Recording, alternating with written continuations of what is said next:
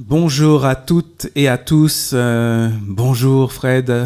Bonjour Yoram. Voilà, on s'est bien débattu avec une parabole compliquée, mais en même temps puissante et intéressante. Dès l'instant qu'on prend le temps d'étudier bien le texte, on l'a fait très très rapidement, mais il y a de très belles études de ce texte qui ont été menées et qui le mettent bien en lumière.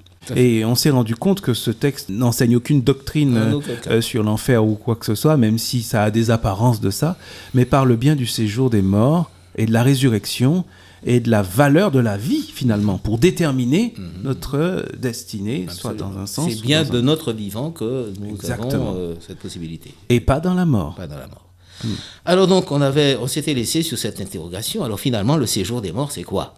Et puis l'enfer aussi. Et l'enfer. D'où vient l'enfer, oui. Eh bien, dans le psaume 89, 49, nous lisons quelque chose là qui a trait au séjour des morts. Si tu veux bien lire ce texte, psaume 89, 49. Quel est l'homme qui peut vivre et ne pas voir la mort ou échapper à l'emprise du séjour des morts? Voilà. Donc il s'agit bien c'est un texte très clair finalement. De cette emprise du séjour des morts où se dirige tout le monde. Mais d'après le parallélisme synonymique de ce texte, c'est une technique hébraïque, le parallélisme synonymique. En fait, finalement, le séjour des morts, c'est la mort. Bien la sûr. Mort, c'est le séjour des morts. C'est clair, c'est là où c'est un séjour. Donc qui dit séjour, dit de toute façon un lieu de passage. Un lieu symbolique, bien sûr, parce que c'est pas un endroit géographique. Le mot séjour état. est intéressant, montre bien que ce n'est pas définitif. Voilà, c'est ça. Donc c'est un séjour. Et là où c'est un séjour que connaît tout homme, qu'il soit bon, qu'il soit mauvais. Bon ou mauvais. Genèse 37, verset 35, peut-être que nous pourrions très bien lire ce passage aussi. Genèse 37, 35. Ce n'est pas réservé qu'à une catégorie d'hommes. Tous les hommes se dirigent vers le séjour des morts. Donc on ne peut pas associer le séjour des morts donc à l'enfer déjà, à ce stade. Non. Prenons ce texte.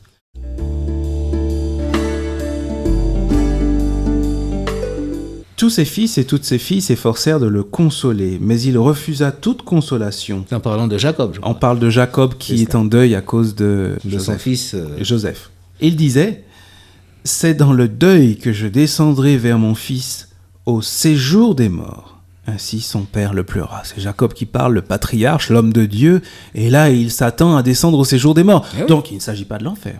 Puisqu'il s'agit donc de Jacob, qui est un patriarche de la Bible. Et qui n'est pas connu comme étant un méchant. Exactement. Donc il s'attend à descendre au séjour des morts, comme David s'attendait lui-même, le roi, à descendre au séjour des morts aussi. Et puis nous avons là vraiment l'exemple par excellence concernant le séjour des morts. Enfin, quelqu'un qui aurait goûté à ce séjour des morts, eh bien, c'est dans les Actes que nous trouvons cela. Et ce personnage, ce n'est rien moins que Jésus. Acte 2, versets 27 et 31.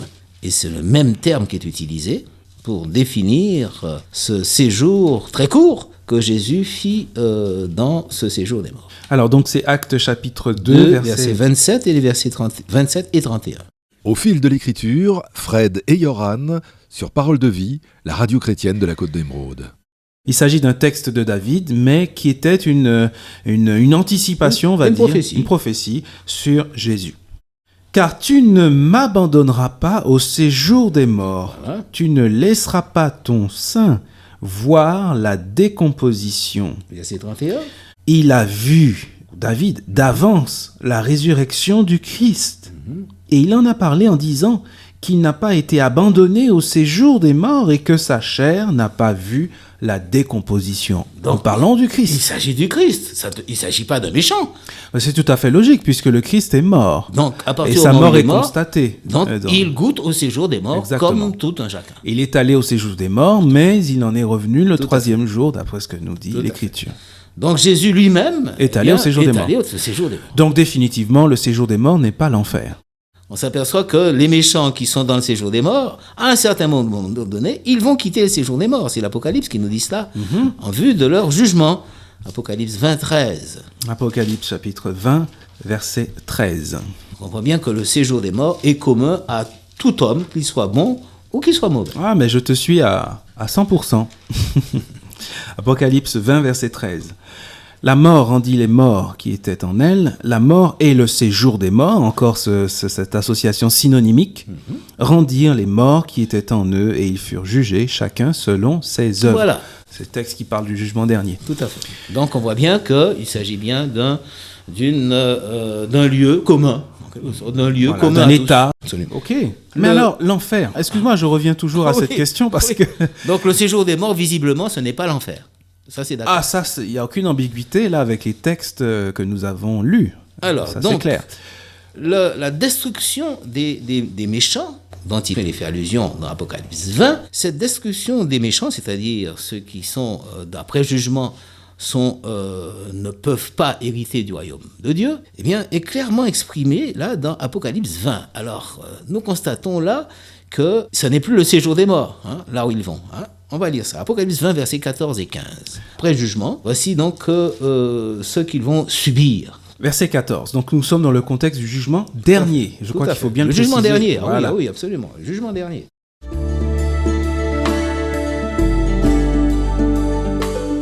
La mort et le séjour des morts furent jetés dans l'étang de feu. L'étang de feu, c'est la seconde mort, non pas donc celle de notre vie que nous vivons actuellement, mais une autre mort. Quiconque ne fut pas trouvé inscrit dans le livre de la vie fut jeté dans l'étang de feu. Alors, ce qui est intéressant à constater, c'est que l'étang de feu pourrait, à la rigueur, être considéré comme étant l'enfer. Or, Simplement, le problème quand même, c'est que la doctrine, si j'ai bien compris cette doctrine de l'enfer, eh bien, on est supposé, voilà, d'après cette ne doctrine... jamais mourir. C'est-à-dire qu'on est aussi supposé aller, au moment de la mort, d'après cette doctrine de l'enfer, bien sûr, aller soit en enfer, n'est-ce pas? On va dire ceux qui n'ont pas... Soit dans le royaume de Dieu. soit au paradis. Voilà. Ou alors, pour ceux qui ont été à peu près aller au purgatoire. Mais la C'est-à-dire caractéristique- cet endroit de transition, Mais on va dire, entre l'enfer et le de paradis. l'enfer, c'est le fait de souffrir sans jamais mourir. Et c'est aussi d'accueillir les morts dès l'instant de leur mort tout de suite. Absolument. Or là, nous sommes dans un texte qui parle du jugement de jugement. dernier, Donc, il leur après faut la un jugement. résurrection. Donc il faut un jugement avant que ces gens puissent malheureusement goûter l'enfer. Voilà. Mais Donc, cet enfer, là nous sommes là dans un anachronisme, hein, ça doit se faire en son temps. exactement, C'est-à-dire parce qu'il après. faut bien comprendre que l'idée de l'enfer, c'est un endroit où on souffre, bien sûr, et où on souffre éternellement, mais c'est aussi un endroit qui accueille le mort. Tout à fait. Dès l'instant de sa mort, d'après cette doctrine, Voilà. bien sûr. Voilà. Au fil de l'écriture, Fred et Yoran sur Parole de vie, la radio chrétienne de la Côte d'Émeraude. Nous constatons très clairement que le texte nous dit que le séjour des morts fut jeté dans l'étang de feu et que cet étang de feu, c'est la seconde mort. Autrement dit, ce n'est pas un endroit où on souffre éternellement, c'est une mort.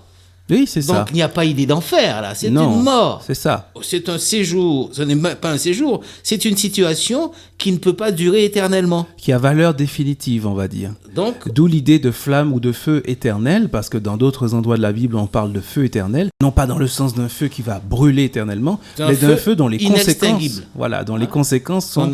qu'on ne peut pas éteindre tant qu'il n'a pas accompli son œuvre de, Voilà, de voilà. destruction. Donc on voit bien que l'idée même d'enfer n'est pas biblique et serait tout à fait une injustice par rapport à ce Dieu qui est supposé, enfin que l'on considère comme étant juste, et qui, pour quelques fautes, des fautes commises pendant un certain temps sur la terre, ferait brûler pendant l'éternité Bien sûr. des êtres humains. Et C'est puis, vraiment torsionnaire. ces flammes qui interviendraient dès l'instant de la mort, ce n'est pas l'enseignement de la Bible non plus. De toute façon, le mot enfer n'est pas un mot biblique, De toute façon. et la doctrine n'y est pas non plus, ne s'y trouve pas non plus. Voilà, eh bien, on va s'arrêter là pour aujourd'hui aussi. Hein, parce que Oui, le temps est c'était venu. dense. Voilà, chers auditrices, chers auditeurs, à bientôt. À bientôt.